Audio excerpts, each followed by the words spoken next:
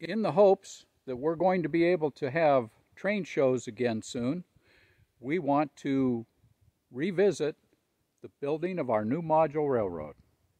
And take a look at this Diamond Rio in the background here. Wouldn't that be great to have on your model railway?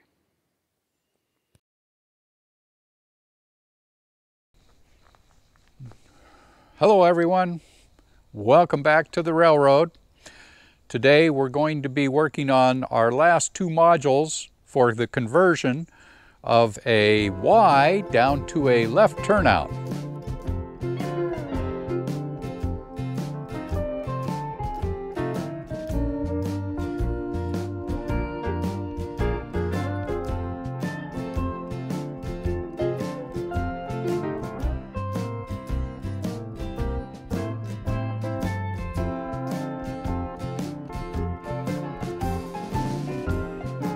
This will be modules number 20 and 21. We'll show you a little bit about how we do the scenery and set up on all that. So without further ado, let's get to it.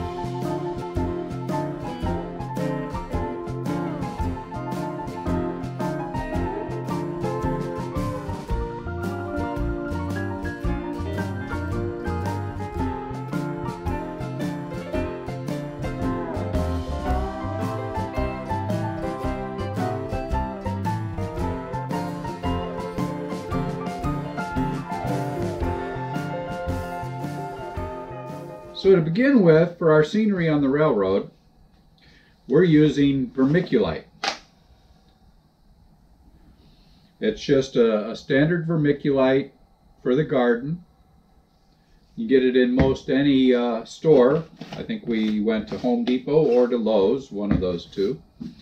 And we sprinkle the vermiculite on the road bed and then brush it out of the rails, the center of the rails, and clear out the ends of the ties a little bit, still leaving it mostly on the cork bottom. Okay, once the vermiculite's down, then you want to wet it down good. We just have sprayers. You want to put 1 drop of a dish soap in here to help disperse the water, and when you put the glue on, it will help the glue run into everything and settle. But you want to get this good and wet, and there are a lot of examples on YouTube about how to do this. This is just how we do it commonly. Okay, so once the vermiculite's down, we wet it down really good. Then at this time, you can see we've got a lot of greens in amongst the centers of the 3 different rails. We'll take and put different colors and different textures of the scenic flock on the in the area, and you just kind of sprinkle it around to what you really like, the type of texture you want. You can do some lighter colors to look more like it's. You can do some lighter colors to make it look like it's filled in a little better.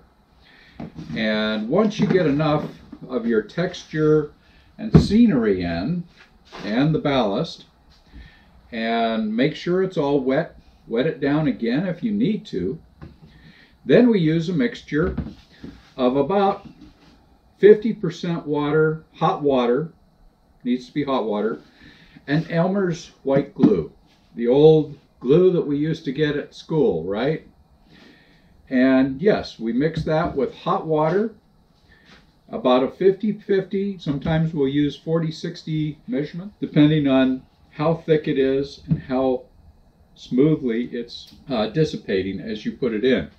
And the trick with this is, I don't have any in this right now, but you want to start at one end and go over and over, and you're going to see in some of our videos where it just looks white inside because we've put so much glue down.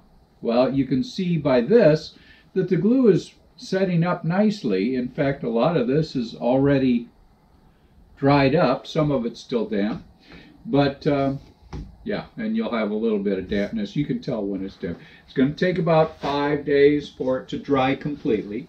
That's the main trick, is you've got to know where you're going and where you've come from.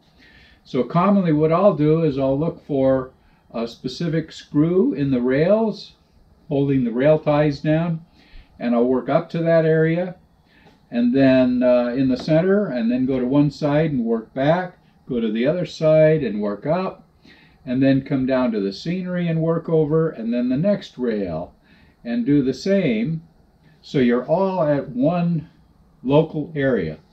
Then you can just keep going and you won't miss anything. A lot of our problems have happened when people forgot where they were applying the soap mix, and they have to come back and do it again because it all fell out.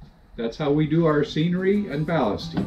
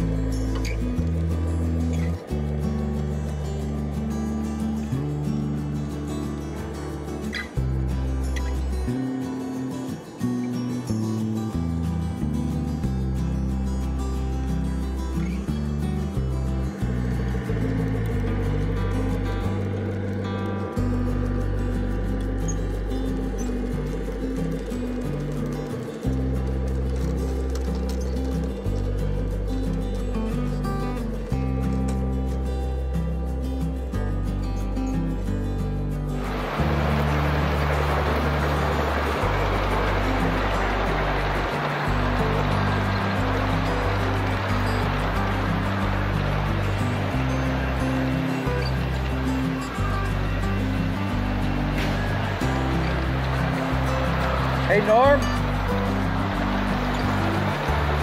you're going backwards.